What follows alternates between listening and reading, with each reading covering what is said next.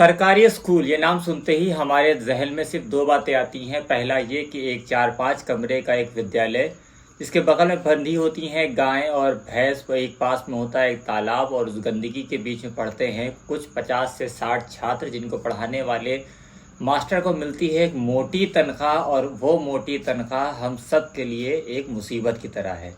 पर अगर आपके दिमाग में भी ऐसा ही कुछ चल रहा है तो आपको मेरी ये रिपोर्ट देखनी चाहिए। रिपोर्ट है बाराबंकी के पारा खंदौली की।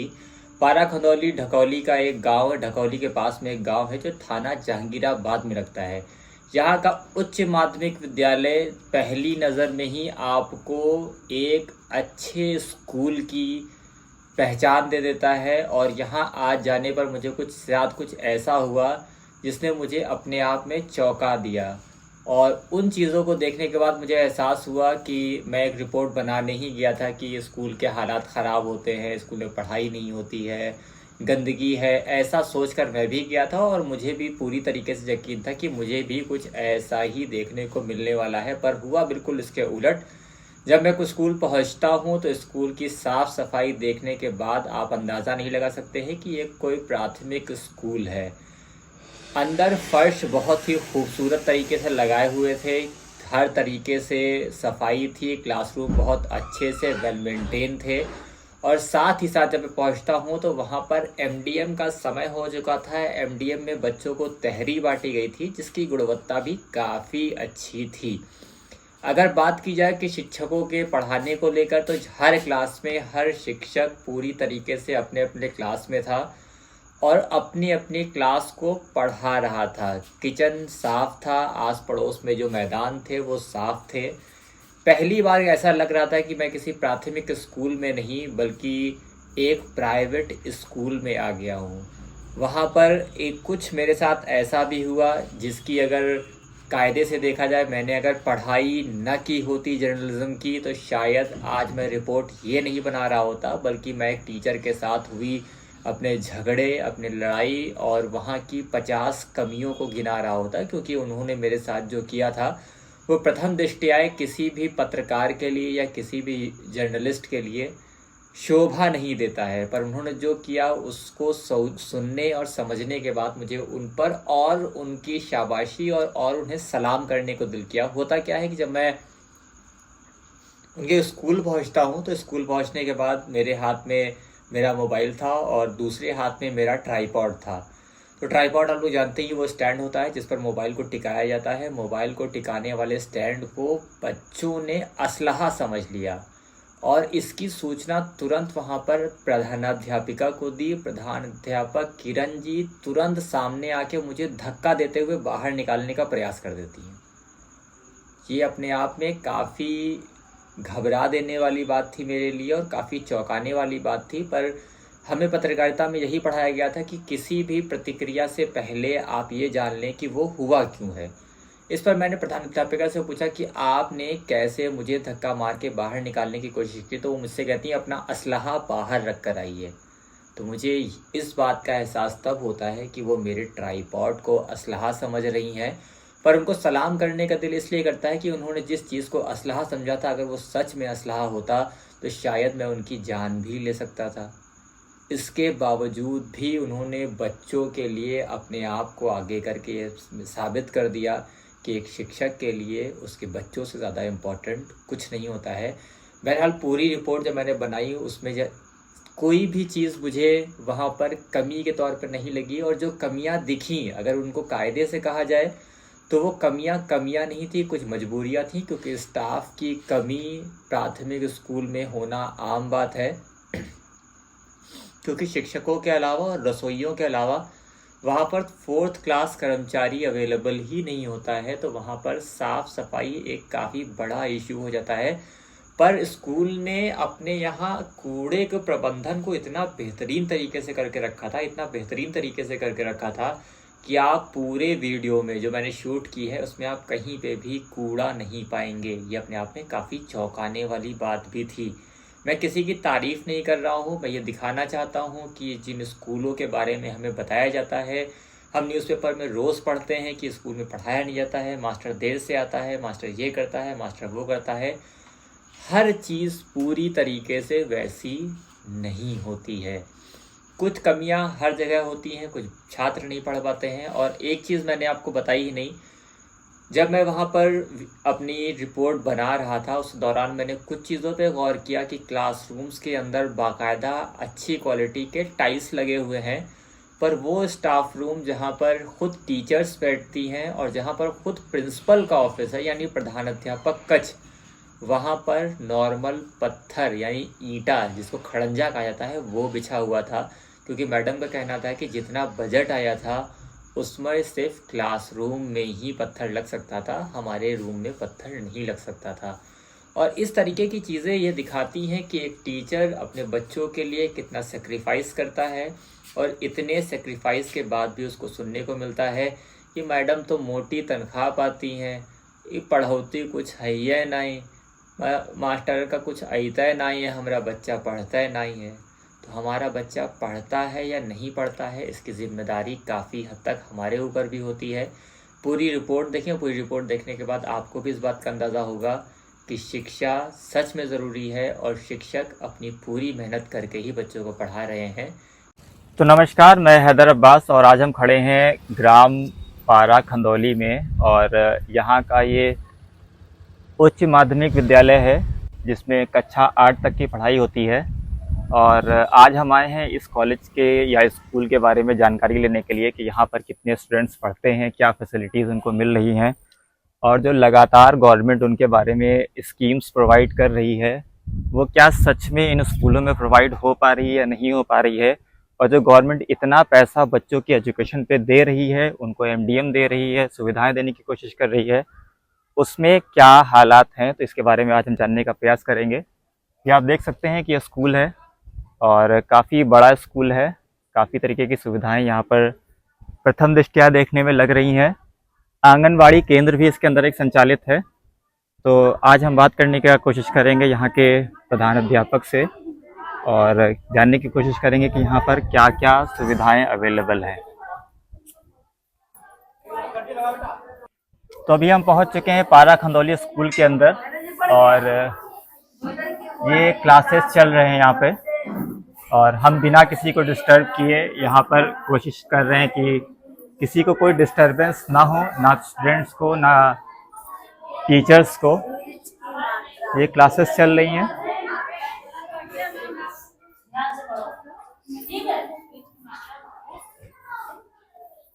क्लास में सारी चीज़ें अवेलेबल हैं। शायद लाइट चली गई होगी, मतलब स्कूल में लाइट की फैसिलिटी भी है और काफ़ी अच्छा। क्या पढ़ा रहे हैं आप? Vitamin C. रोज बच्चों को बता रहे थे, वही लिखना है याद करें। कौन सा क्लास है? क्लास 7th है ये। और इसके अलावा क्लास 8th है। मैम आप क्लास 8 में? यहाँ भी टीचर अवेलेबल हैं। पहला प्राथमिक स्कूल शायद कभी रहा होगा जहाँ पर हर क्लास में अभी तक टीचर मिल रही है। मैं आई कम इन? ये मैम कौन सा क्लास है? क्लास 6 इंग्लिश पढ़ा रही हैं? क्लास 6 में मैम इंग्लिश पढ़ा रही हैं। ये पारा खंदौली है, ग्राम ढकौली में आता है। और पारा खंदौली खुद में एक ग्राम पंचायत है। और ये यहाँ का लैब कह सकते हैं या स्टाफ रूम है। और एक फैसिलिटी जो आप लोगों को शायद गवर्नमेंट स्कूल के बारे में नहीं मालूम होगी वो ये है, ये स्मार्ट बोर्ड है जो यूपी गवर्नमेंट ने अपने टीचर्स को दिया है और इसका भी यूज़ बच्चों को पढ़ाने के लिए किया जाता है। ऐसा नहीं है कि सिर्फ प्राइवेट कॉलेजेस में ही एजुकेशन ठीक ठाक मिल रही है। अगर हम देखें तो यहाँ पर लगभग हर चीज़ जो बच्चों के एजुकेशन से संबंधित होनी चाहिए अवेलेबल है। अभी हम पूछने की कोशिश करेंगे कि क्या इसका यूज़ बच्चों को करना आता है या नहीं आता है, और कभी मैम लोगों ने इसका यूज़ किया है या नहीं किया है, क्योंकि सुविधाओं का होना एक अलग बात होती है और उनका यूज़ करना एक अलग बात होती है। मैम यहाँ पे प्रिंसिपल कौन है?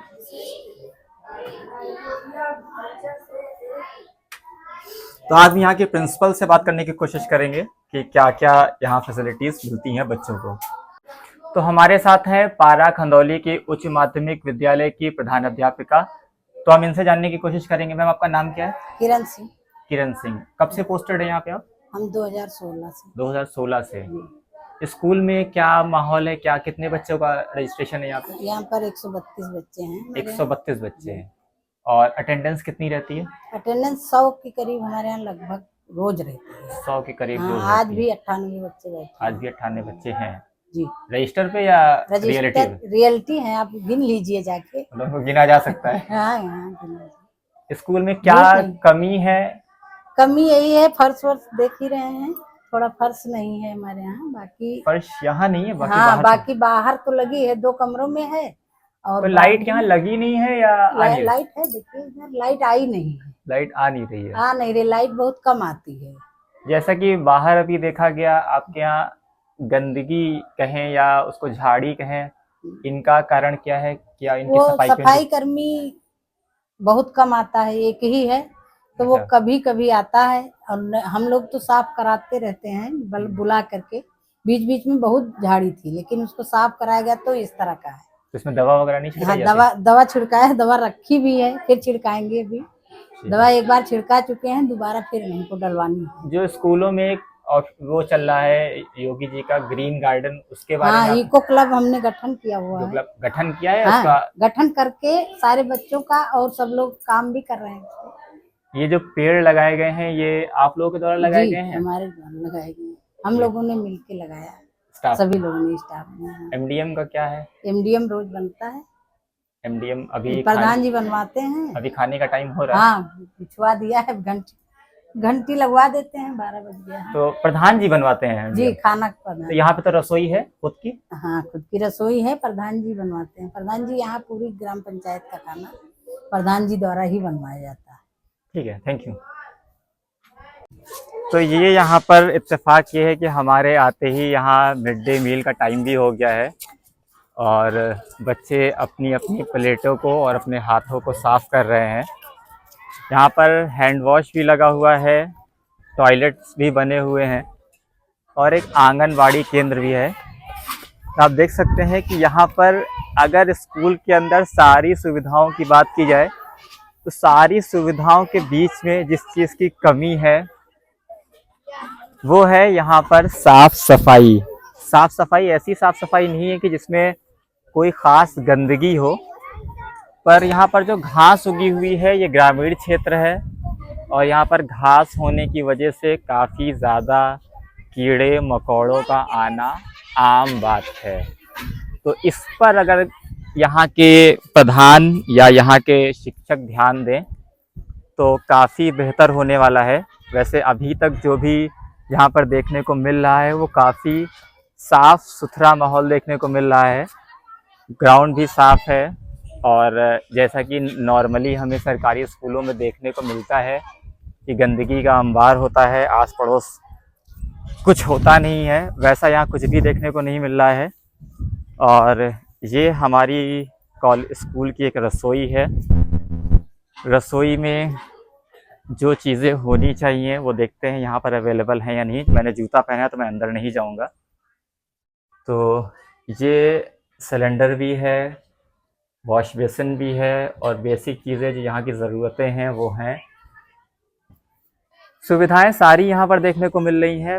बस अगर किसी चीज़ की कमी देखने को मिल रही है तो वो है इन झाड़ियों का निस्तारण, क्योंकि इनकी वजह से किसी भी तरीके के जानवर का निकलना जैसे सांप, खरखजूरा, ये आम बात हो सकती है। अभी हम देखने की कोशिश करेंगे कि जो एमडीएम इनको दिया जाता है सरकार के द्वारा उसकी गुणवत्ता यहाँ पर क्या है।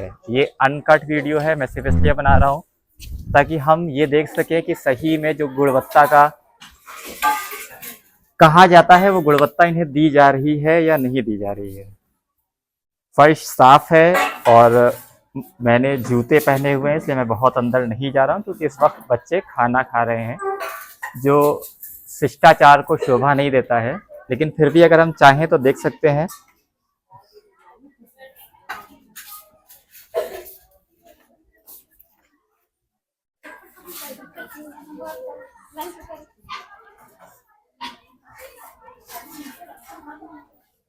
बैठ जाओ चलो खाना ले जाओ यहाँ बैठ जाओ यहाँ बैठे हो बैठो बेटा बैठो चलो अंदर बैठिए आप लोग चलो। अभी खाने की गुणवत्ता में तो कोई कमी नहीं निकाली जा सकती है, पर हम पूछना चाहेंगे कि मैम क्या ये अगर कोई बच्चा एक बार खाना खा रहा है, अगर उसको खाना कम लगता है तो उसे दोबारा दिया जाता है या उसकी मात्रा जैसे कि सरकार द्वारा निर्धारित है? जितने बच्चे खाते हैं भर पेट दिया जाता है। तो वैसे आपको बता दूं कि सरकार के द्वारा एक निश्चित मात्रा में ही खाना आता है, किलोग्राम के हिसाब से कि प्रति ग्राम इतना एक बच्चे को दिया जाएगा। फिर भी स्कूल अपने हिसाब से उसको मैनेज करके बच्चों को 2 से 3 बार भी अगर जरूरत होती है तो वो खाना देते हैं। ये शिष्टाचार की वो है और इसका कोई नियम नहीं है कि उनको भर पेट कहा जरूर जाता है, पर सरकार की तरफ से जो भी खाना आता है उसकी एक मात्रा पहले से निश्चित होती है। बहरहाल पहली बार मैं किसी स्कूल में गया हूँ जहाँ पर हर चीज़ मुझे वेल डेवलप्ड मिली है, हर चीज़ अपनी जगह पर है, अपने तरीके से है। बाहर की जो व्यवस्थाएं जिनकी कमियों का मैंने जिक्र किया वो कमियां नॉर्मल हैं, क्योंकि जैसा कि हमने भी पता किया कि शिक्षा विभाग में 4th क्लास कर्मचारी बहुत ही कम तादाद में होते हैं, यानी उनकी क्वांटिटी बहुत ज़्यादा कम है और इस एरिया को साफ करने के लिए कम से कम 2 लेबर चाहिए जो हफ्ते या महीने में एक बार यहाँ की सफाई करें। फिलहाल दवा छिड़कने से भी काफ़ी हद तक यहाँ पर काम चल सकता है। आगे अभी हम बच्चों से भी बात करने की कोशिश करेंगे, बच्चे खाना खा लें उसके बाद। तो एमडीएम के खत्म होने के बाद अब हम बात करने की कोशिश करेंगे छात्रों से, क्योंकि उन्हीं छात्रों का भविष्य जो है इन स्कूलों पर टिका हुआ है। ये स्कूल जो उनको शिक्षा देते हैं, उस शिक्षा के लिए सरकार इन मास्टरों को एक मोटी तनख्वाह देती है और उस मोटी तनख्वाह का आउटपुट क्या आ रहा है ये हम यहाँ पर जानने का प्रयास करेंगे। सर ये कौन सा क्लास है? 7th। पढ़ लेते हो तुम लोग? Yes sir. सर रोज आते हैं कभी कभी? रोज आते हैं। और तुम लोग? रोज आते हैं। छुट्टी कौन कौन सबसे ज्यादा मारता है? छुट्टी सबसे ज्यादा किसने मारी इस क्लास में? तुमने नहीं मारी। नाम क्या तुम्हारा? मरियम। मरियम। पढ़ लेती हो? Yes sir. कितना? जी पूरा। पूरा? पढ़ो। जी पढ़े? कुछ भी पढ़ो। पिछली कक्षा में हम भोजन एवं उसके घटकों के विषय में विस्तार से पढ़ चुके हैं। भोजन की आवश्यकता। हम जानते हैं कि विभिन्न आंतरिक एवं बाह्य शारीरिक क्रियाओं के लिए ऊर्जा की आवश्यकता होती है जो भोजन से प्राप्त होती है। अब रुको, भोजन की आवश्यकता क्यों होती है? जी भोजन से हमारे शरीर को ऊर्जा मिलती है। ऊर्जा क्या करती है? जी हमारे शरीर को ताकत प्रदान करती है। ये बुक में लिखा है ताकत प्रदान करती है। तुमको किसने बताया था कि ताकत प्रदान करती है? खुद से सोच लिया? हाँ करती है, सही है, कोई दिक्कत नहीं। ऊर्जा प्रदान करती है। किसने बताया था तुमको? सर ने पढ़ाया था। तुम पढ़ लेती हो? Yes sir. पढ़ो। तुम मत पिछली का अच्छा पढ़ना। हाँ कहीं से भी पढ़ो, लेकिन पिछली का अच्छा वाला नहीं पढ़ना। अक्सर हमारे माता पिता हमें ताज़ा भोजन करने को कहते हैं क्योंकि उसमें पोषक तत्व की गुणवत्ता बराबर होती है। अब जरा सोचकर आप बताइए कि गर्मियों में सुबह पकी हुई सब्जी रात में खराब क्यों हो जाती है? आइए जानें। ठीक है रुको, अब बताओ गर्मियों में सब्जी खराब क्यों होती है? सब्जी गर्मियों में गर्मी रहती है, हम सब्जी बना के रख उसमें कीटाणु लग जाते हैं, सब्जी खराब हो जाती है, देर तक रखते हैं। ये होता हाथ धो के खाना खाती हो बिना हाथ धोए? हाथ धो के। खाने के बाद? खाने के बाद भी हाथ धोते हैं सर। और प्लेट कौन धोता है? सर हम। तुम? मम्मी? मैं धोते हैं या फिर मम्मी धोती है, समय होता तो हम धोते हैं। शिक्षा के स्तर पर बच्चों का जो विकास है वो काफ़ी हद तक सराहनीय है। और तुम पढ़ लेते हो? थोड़ा थोड़ा पढ़ लेते हो? पढ़ो। हाथ में क्या हुआ तुम्हारे? टूट गए। कैसे? गिर गए। चलो फिर बैठ जाओ तुम।